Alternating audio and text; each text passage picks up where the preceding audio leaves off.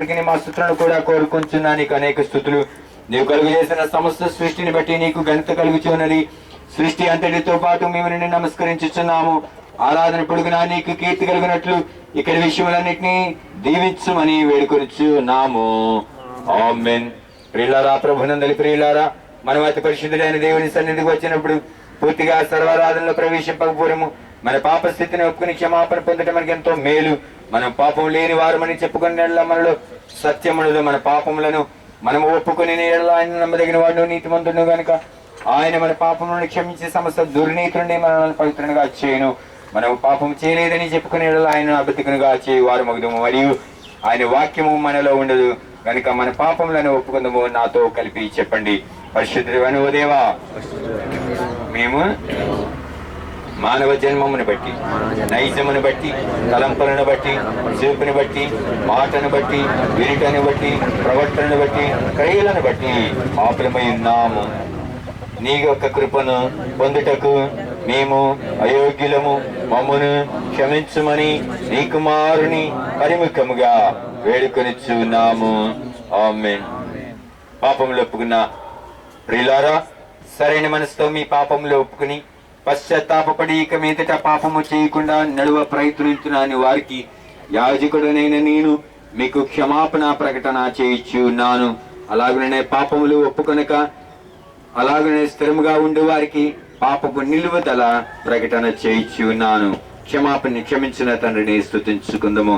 ఓ తండ్రి, నీ అపరిమితమైన ప్రేమను బట్టి విశ్వాసులు అందరి అన్ని పాపములు క్షమించు ఉన్నావు గనుక నీవు పరిశుద్ధుడై ఉండి మా పాపములను అసహించుకోవలసింది గాని అట్లు చేయక చేరదీసి క్షమించున్నందుకు నీకు మా ప్రణతులు చెల్లించుకొనుచు ఉన్నాము. ఆమేన్. కూర్చోనండి. దేవ సంస్కృతి చేవే మనసాని ఒక పల్లవి ఉచ్చరణం పాడుకుందాం. దేవ సంస్కృతి చేయవే మనసా శ్రీ మంత్రడగుయే ఓవ సంస్కృతి చేయవే మనసా పామరుల మని ప్రతిపకార ప్రతిఫలంబు పంపలేదు భూమి కన్నా ఏ తుండి దైవ ప్రేమ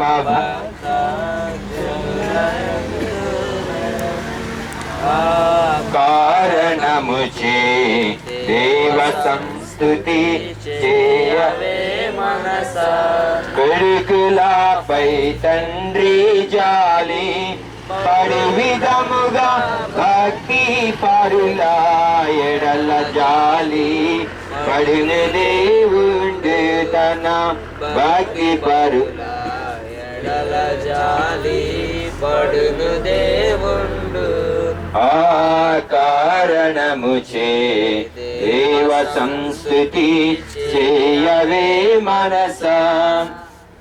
దేవుని వాక్యమును గౌరవించి నిమిత్తం లేచి నిలబడి దేవుని వాక్యాన్ని చదువుకుందాం.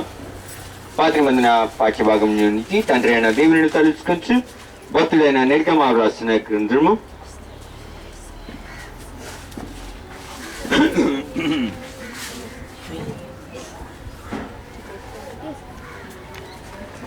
18వ పాఠ్యభాగం నుంచి నిర్గమాకాండము 10వ అధ్యాయము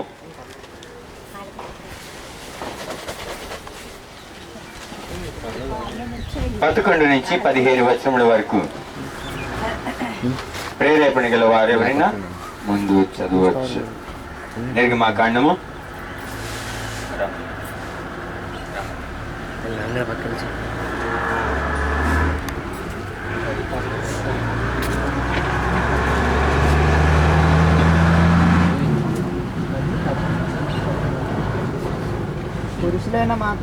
పురుషులైన మీరు మాత్రం వెళ్ళి యెహోవాను సేవించుడి, మీరు కోరినది అదే కదా అని వారితో అనగా ఫరో సముఖం నుండి వారు వెళ్ళగొట్టబడేది.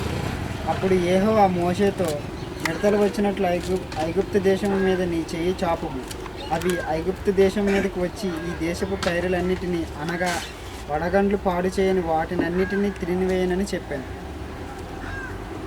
యెహోవా నా మొరలాలించెను, తన మహాదయను అనుగ్రహించిన మహోన్నతులకు మనుషులను విహాన చేర్చిన యెహోవా తండ్రి యెహోవా నా మొరలాలించెను తన మహాదయను అనుగ్రహించెను. రెండవ పాఠ్య భాగం నుంచి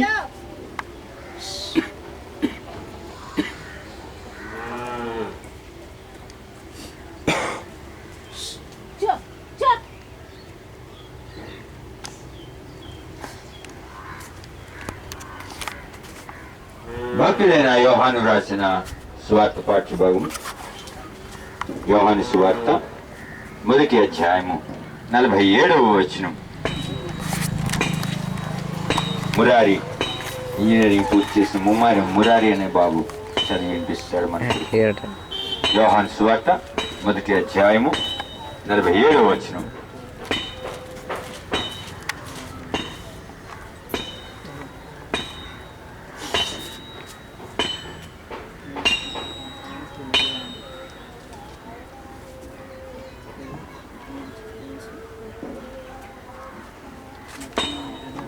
యేసు నతనయేలు తన యొద్దకు వచ్చుట చూసి, ఇదిగో ఇతడు నిజముగా ఇశ్రాయేలుడు, ఇతని యందు ఏ కపటమును లేదని అతని గూర్చి చెప్పాను. మేఘములపై యేసురాజు వేగముగా రాగనే, మేఘములపైకి మనము హల్లెలూయా పాడేదం. మేఘములపైకి మనము హల్లెలూయా పాడేదం.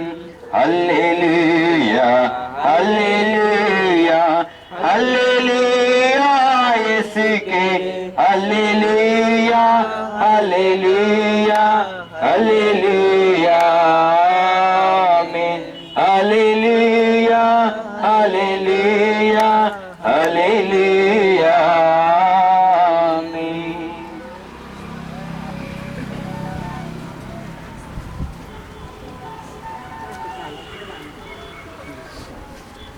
పరిశుద్ధాత్మ తండ్రిని తలంచుకొని భక్తుడైన యోహాను రాసిన ప్రకటన గ్రంథము 3వ అధ్యాయము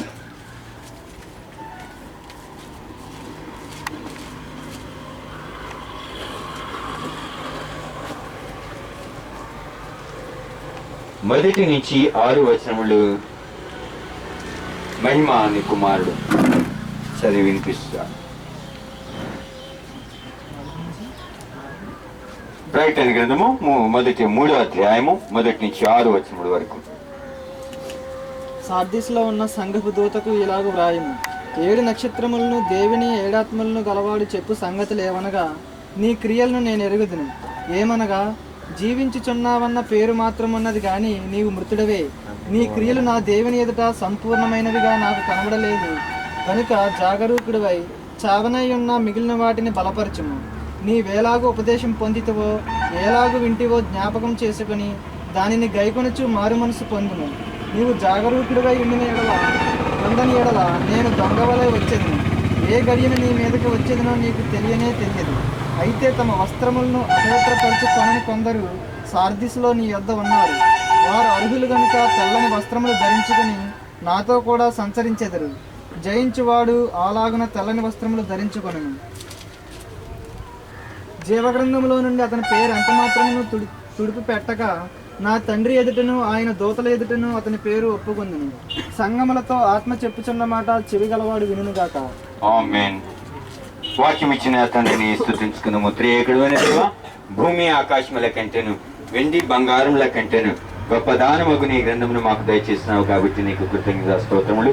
నీవు స్వయంగా మాతో చెప్పవలసిన మాటలను ఈ గ్రంథంలో ఇమిచ్చి ఉంచినందుకు నీకు మా వందనములు సమర్పించుకుంటున్నాము. ఆమేన్.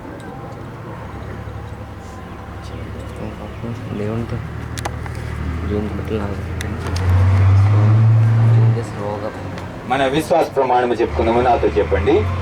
దేవుడు ఆది అంతము లేని దేవుడని నేను నమ్ముచున్నాను. ఆయన ప్రేమ, న్యాయము, పరిశుద్ధత, శక్తి, జ్ఞానము, జీవము, స్వతంత్రత, సర్వవ్యాపకత్వము ఈ మొదలైన శుభలక్షణములతో నిత్యము మహా తేజమయముగా ప్రకాశించుచున్నాడని నమ్ముచున్నాను.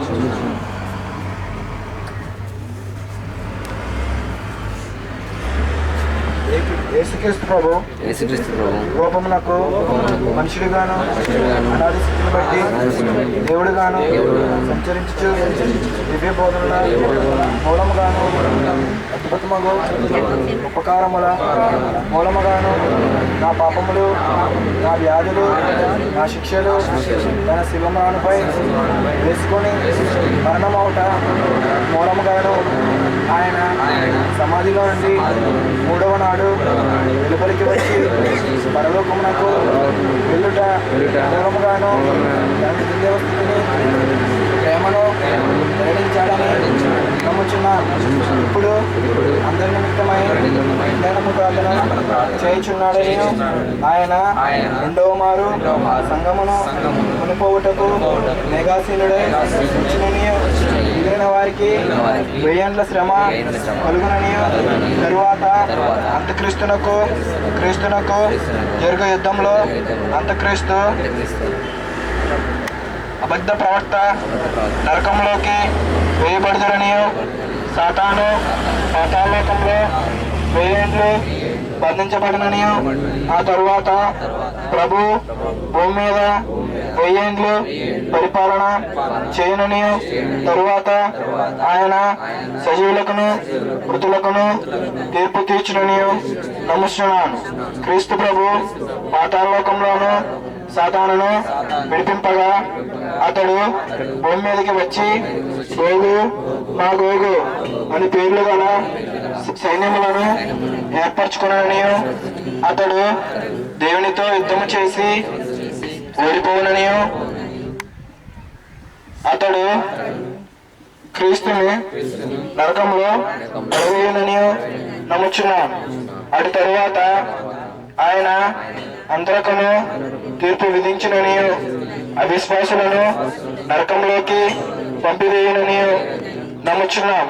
తుదకు భూమి మీద ఉన్న పరిశుద్ధులందరూ ఏకసంగముగా నుండుట వలన భూమి పరలోకంలో ఒక భాగమవునని క్రీస్తు ప్రభు పరలోకంలోను భూలోకంలోను ఉండునని నమ్ముచున్నాం.